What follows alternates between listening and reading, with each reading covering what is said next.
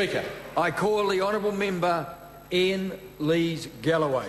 Thank you very much, Mr Speaker. It's a little bit ironic hearing from Paul Quinn about list spots. Mr 58, so respected by his own colleagues, he's dead last on their list from the MPs. But Mr Speaker, I want to talk about an issue. I want to talk about a serious issue rather than talking about polls and signs and list spots.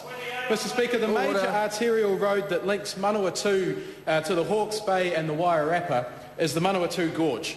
And since the 18th of August, that road has been closed due to a series of slips that have continually piled more and more rocks, debris and mess upon the narrow, winding two-lane road that traverses Te Apiti.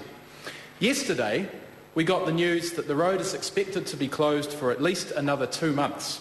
That's close to 4 months that Palmerston North and the Manawatu will have to go without our primary transport link to the east. That's bad enough.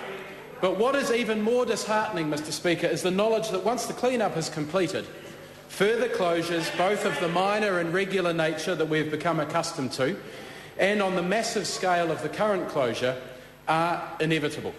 With the exception of 2 days of snow, which even managed to find its way into the city centre, the weather events that have precipitated these slips have not been remarkable. It's simply the nature of the terrain and the road that without substantial investment, the continual closure of that most important piece of transport infrastructure is unavoidable. Mr Speaker, one of Palmerston North's strengths, one of our comparative advantages is the central location in the Lower North Island.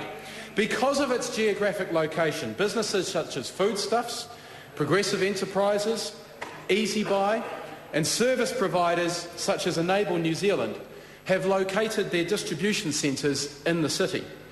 Palmerston North has a growing reputation as an important distribution hub for the Lower North Island, being easier to access than Wellington and within short travelling times of both coasts, the capital city and north beyond Taupo.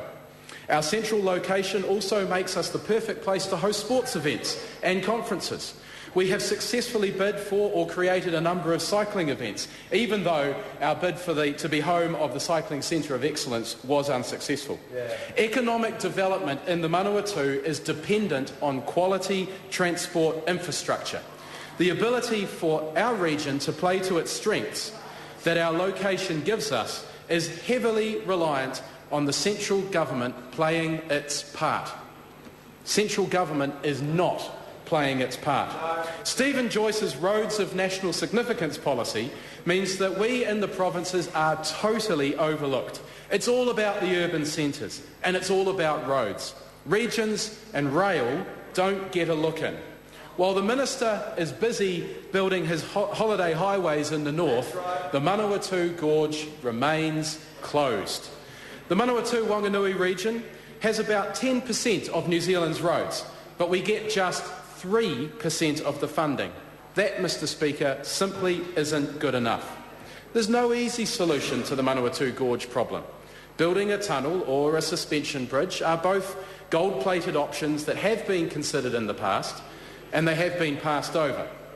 It is possible, though, that the solution lies in upgrading both the Pahiatua track and the Saddle Road, both of which are literally struggling under the weight of the additional volumes of traffic, which are now at such levels that travelling on both of those roads is incredibly dangerous. The Tararua District Council spent $1 million just trying to convince Stephen Joyce of taking exactly that action. The Mayor said at the time that after submitting that proposal, she felt completely fobbed off. Speaking of money spent, clearing the road is conservatively expected to cost well in excess of $1 million, and Palmerston North is losing $60,000 a day in lost economic activity and lost productivity. Investing in transport infrastructure for the Manawatu would help avoid these ongoing costs. Investing in transport infrastructure for the Manawatu would help the city of Palmerston North play to its strengths and help grow our region's economy. But National, Mr Speaker, has tunnel vision. Under their policy, provincial transport is neither significant nor a priority. We need to change those priorities, Mr Speaker. The only way to change those priorities is to change the government, and the only way to change the government is to vote Labour on November 26th. I call the honourable